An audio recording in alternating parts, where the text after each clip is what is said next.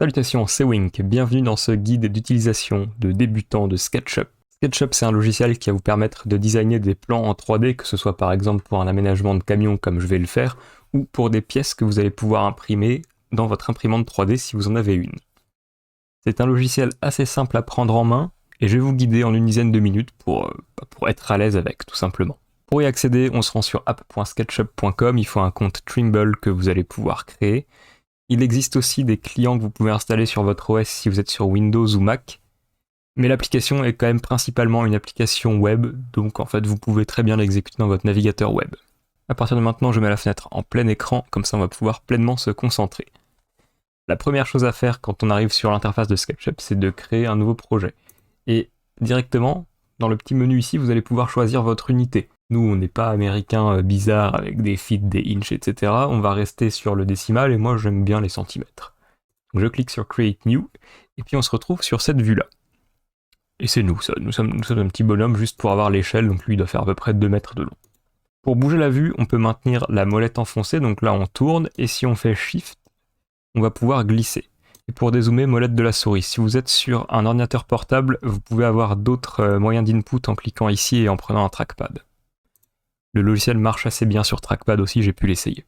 Bon, on va sélectionner le bonhomme et je vais le supprimer directement en appuyant sur Supr parce que nous, l'idée c'est que je vais vous montrer comment utiliser SketchUp et je vais faire un truc concret, je vais créer un meuble de cuisine pour l'aménagement de mon camion. Donc je vais commencer par me mettre en vue de dessus, tout simplement comme ça. Et il faut savoir que la plupart des outils dans SketchUp, vous pouvez y accéder donc via le menu ici et éventuellement là si vous avez besoin d'outils supplémentaires, mais aussi en appuyant simplement sur des touches du clavier. Donc là, je vais vouloir dessiner un rectangle, je vais simplement appuyer sur R. Là, vous voyez, j'ai l'outil rectangle qui s'active. Je vous montre ici parce qu'après, je pourrais pas bouger la souris quand je vais faire le rectangle, sinon ça va changer les dimensions. Mais je vais pouvoir entrer des dimensions ici dans le cadre en bas à droite. Donc là, je vais commencer à dessiner mon rectangle, voilà. Et là, vous voyez, les dimensions changent quand je bouge la souris en fait. Donc c'est pour ça que je peux pas bouger la souris. Là par contre, si ma souris ne bouge pas, je vais simplement entrer des chiffres et je vais dire que ma plaque, je veux qu'elle fasse 60 cm, 80 cm. Et en fait, elle est beaucoup plus petite que ce que je pensais. Et là, je suis toujours en mode rectangle, ce qui fait que si j'essaye de la sélectionner, je vais créer d'autres rectangles. Donc direct, quand on a fini d'utiliser un outil, espace, et on repasse en mode normal, en mode de sélection. Mon rectangle est créé et je vais directement l'extruder, c'est-à-dire lui donner du volume, parce que là pour l'instant il est plat. Donc je double-clique dessus, il faut qu'on ait des pointillés ici, et puis les lignes bleues sur le côté, sur tous les côtés, et j'appuie sur P, l'outil Push-Pull, qui va me permettre soit de pousser quelque chose dans une pièce, soit de faire grandir la pièce, comme ça. Et puis, moi les plaques que je vais utiliser, ça va être des plaques qui vont faire donc 1 cm ou 10 mm, puisque SketchUp m'autorise à entrer différentes unités, même si je suis parti en centimètres à la base. C'est juste que si je mets pas l'unité, par contre, il va supposer que c'est des centimètres.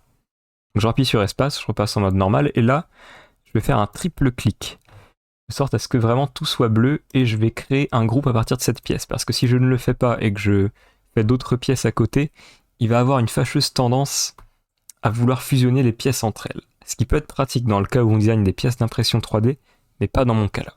Je vais me positionner voilà, à peu près comme ça sur le rectangle, et puis ce que je vais faire, c'est que dans les meubles de cuisine, on enlève toujours un petit peu, on enlève 10 cm par 10 cm parce que c'est important de pouvoir caler le pied, mine de rien, si on le fait pas, le meuble de cuisine il est beaucoup moins ergonomique. Pour pouvoir aller dessiner, retirer de la matière en fait dans ma pièce, il faut que j'édite le groupe. Donc là je double-clique et vous voyez, on voit que dans le groupe, tout ce qui est autour est devenu plus flou, plus grisé, et par contre là on a le focus sur cette pièce-là. Donc je vais reprendre l'outil rectangle, puis je vais en dessiner un là, comme ça dans le coin, et puis je vais dire qu'il va faire 10 par 10. Vous voyez, si je mets pas d'unité, c'est le centimètre qui est utilisé. Hop, je double-clique là-dessus, et là j'appuie sur l'outil push-pull, et je push d'un centimètre, et voilà, j'ai retiré de la matière dans la pièce. Là j'ai ma première plaque, mais un souci. Un souci, c'est qu'elle n'est pas du tout dans la bonne orientation, il faudrait qu'elle soit droite comme ça. Alors j'aurais pu dessiner un petit rectangle de 1 cm et l'extruder de 60 vers le haut, mais je voulais vous montrer un autre truc, c'est l'outil de rotation. Donc si je prends ma pièce ici, j'appuie sur A, ou je clique ici sur l'outil de rotation, et puis je me mets sur l'origine, ici sur le point d'origine, et ici à l'autre bout, et je vais pouvoir pivoter. Et là je peux entrer des nombres de degrés, donc si je mets 90, je pivote la pièce de 90 degrés. Et là elle est plus sur l'origine, elle est dans le négatif. Alors on s'en fout véritablement, mais comme ça je peux vous montrer comment on bouge une pièce j'appuie sur M, là je prends le coin, et je le mets à l'origine. Ça s'aligne tout seul, c'est aimanté, si vous voulez. Sinon, vous pouvez input des distances ici. Bon, là j'ai un premier pan, et je vais faire des compartiments, donc je vais faire 4 pans. Donc ce que je vais faire, c'est qu'il va falloir que je duplique cette pièce-là, et ça se fait aussi avec l'outil de déplacement. Donc pour dupliquer, je vais reprendre ma pièce, je prends l'outil de déplacement, M, CTRL, j'ai un petit plus qui apparaît, ce qui signifie que là, quand je prends ma pièce, et que je clique à partir du coin à partir duquel je vais vouloir dupliquer, et ben ça m'en crée une deuxième. Et là je vais mettre, on la veut, à 180 cm de distance de la première. Voilà, là j'ai à peu près la longueur de mon meuble de cuisine, et je vais vouloir le subdiviser en 3 compartiments. Là, plutôt que de dupliquer plusieurs fois, d'aller faire des calculs, etc., je fais juste /3. Paf. Ça me crée les compartiments automatiquement, tous à la même longueur. Pour vérifier la longueur, ce qu'on peut faire, on peut utiliser l'outil de mesure tape, le mètre en fait. Donc j'appuie sur T, je sélectionne ici, et puis je vais regarder d'un point à l'autre. Et donc là on voit dans l'onglet distance, enfin dans le cadre de distance, que j'ai 59. Je reprends d'ici à ici. Alors hop, de ce point-là à ce point-là, pareil. Alors, admettons qu'on doit faire un truc un peu précis, là c'est pas très pratique d'aller potentiellement s'aligner sur l'axe, etc. On peut utiliser les flèches pour contraindre la mesure à un axe. Donc là j'ai appuyé sur la flèche gauche, je suis sur l'axe vert. Si je fais sur la flèche haute, je suis sur l'axe de la hauteur, et flèche droite, je vais être sur l'axe rouge. Moi c'est l'axe vert qui m'importe là en l'occurrence. Donc 59 aussi. Ça ne marche pas que pour le mètre, ça marche pour tous les outils, de se contraindre à un axe à l'aide des flèches du clavier tout simplement. Bon, on a un bon début de meuble. Ce qu'on va faire, c'est qu'on va créer une planche qui va lier tout ça. Hop, on va se faire un petit rectangle ici. Et on va aller au bout, tout simplement comme ça, voilà. On va dire que pareil, elle fait 10 mm. On fait un groupe. Alors je vais vous montrer ce qui se passe si on fait pas de groupe, tiens. Hop. On va recréer un autre rectangle ici. Pareil, à peu près la même taille. Donc 1 cm et 181 cm. Paf, je l'extrude. De 9 cm. Paf. Et là, admettons que je décide, voilà, vous voyez, elles ont fusionné un peu n'importe comment, et puis admettons que je décide de vouloir bouger ça, et ben il me crée des trucs bizarres. C'est pour ça qu'on crée des groupes, globalement. Parce que ça, j'en veux pas, en fait, d'une pièce comme ça. Donc j'annule, et puis ça, je vais en créer un groupe. Triple clic, il faut que tout devienne bleu. Créer un groupe, et puis là, on va pouvoir recréer le rectangle.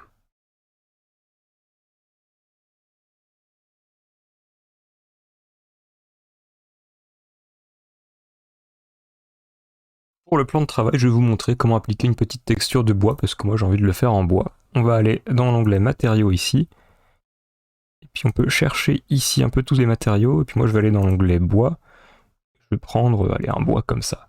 Paf. C'est juste histoire d'avoir une idée un peu de ce que ça pourrait donner. Il y a pas mal d'onglets assez utiles.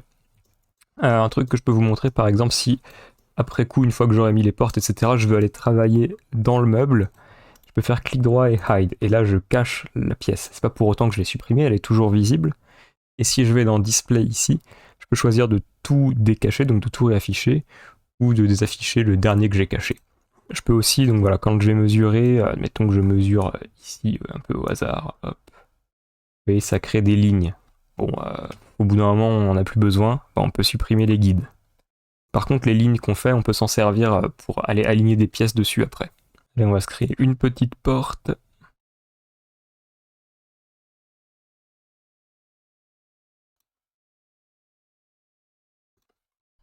Je cache ça, là on va créer un groupe avec la porte, donc il faut que je sélectionne tout, triple clic, make group, et puis je vais vous montrer qu'on n'est pas contraint à faire des encoches en taille de rectangle, on va se faire un petit triangle là-dedans. Donc je double-clique, je passe en mode édition du groupe, hop, je passe en mode ligne, on va se faire 7 cm ici, 7, 7, 7, ce serait bien, 7 cm, voilà. 7 cm vers le bas également, comme ça. Et puis je prends celui-là et j'essaye de retrouver mon autre, voilà, comme ça. Donc là on a un triangle, je le sélectionne de sorte à ce que tout soit bleu. Et puis je vais venir push de 1 cm. Et voilà, on a une jolie encoche dans la porte, je vais réafficher le plan de travail. on va dire tous les objets que j'ai cachés. Et puis voilà, on a une petite porte. Maintenant, je vais cacher ça à nouveau et puis je vais dupliquer la porte. Alors, je passe en mode move, en mode dupliquer avec la touche contrôle. Hop, je vais me contraindre sur l'axe vert, comme ça, peu importe comment je bouge la souris, ça reste sur l'axe vert. Et je vais me mettre ici. Hop, je vais à nouveau la dupliquer. Je me contrains à nouveau à l'axe vert, je me mets ici. Là par contre, j'aimerais bien qu'on soit dans l'autre sens, parce que c'est pas très joli. Celle-là, si l'encoche pouvait être ici, ça m'arrangerait. Donc, rotation, en appuyant sur A. Hop, donc ça c'est une rotation de 180. Et du coup, ça, je vais le bouger et je vais mettre ce coin-là ici. Non, j'ai peut-être un peu raté. Oui, on n'est pas tout à fait aligné. Donc je bouge et dans le coin, voilà, merveilleux. Et puis je vais décacher tout ça. Alors on va mettre un petit peu de couleur et puis je vais vous montrer ensuite comment on tag tout ça pour éventuellement cacher toutes les pièces. Bon, qu'à dire qu'on prend ce gris-là éventuellement, je crois que les couleurs sinon ont une catégorie, voilà ici. Bon, on va prendre du gris, on va prendre ce gris-là et puis je vais coloriser tout ça. Je veux une cuisine noire et bois, ce sera joli.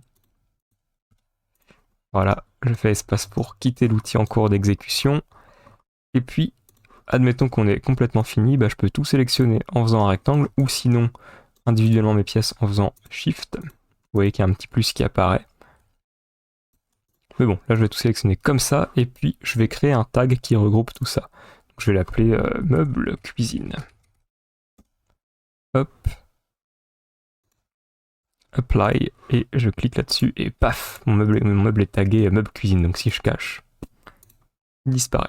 Et comme ça, si j'ai d'autres choses autour, j'aurais pu taguer simplement les portes, par exemple. Tiens, je vais taguer les portes. Hop. On va créer un tag, on va l'appeler porte. Je sélectionne, appliquer, paf. Là, je cache seulement les portes. Un dernier truc que je vous montre, ça c'est pas dans le cas où vous designez des plans pour aménager un van ou autre, ou une maison ou que sais-je, c'est si vous avez fait une pièce pour l'impression 3D, vous pouvez aller ici dans le menu téléchargement et télécharger un fichier STL. C'est ça normalement que vous utilisez pour les imprimantes 3D. Voilà, j'ai déjà eu des amis qui m'ont imprimé des choses, notamment un modèle que je vais vous montrer juste après. Je vais juste enregistrer celui-ci. On va l'appeler démo. Voilà, c'est bon, c'est sauvegardé. Je vais faire Home. Et voilà, celui-ci, j'avais créé cette espèce de cornet de ventilation pour ma carte graphique. Et bien, je l'avais exporté en tant que STL pour que mes amis puissent me l'imprimer en 3D. Ma foi, voilà, c'est tout pour ce guide de débutant de SketchUp. Si vous avez des questions, les commentaires sont faits pour ça. Alors, je suis pas un pro du logiciel, mais je pense vous avoir montré les fondamentaux pour débuter avec, pour que vous puissiez faire vos plus belles créations.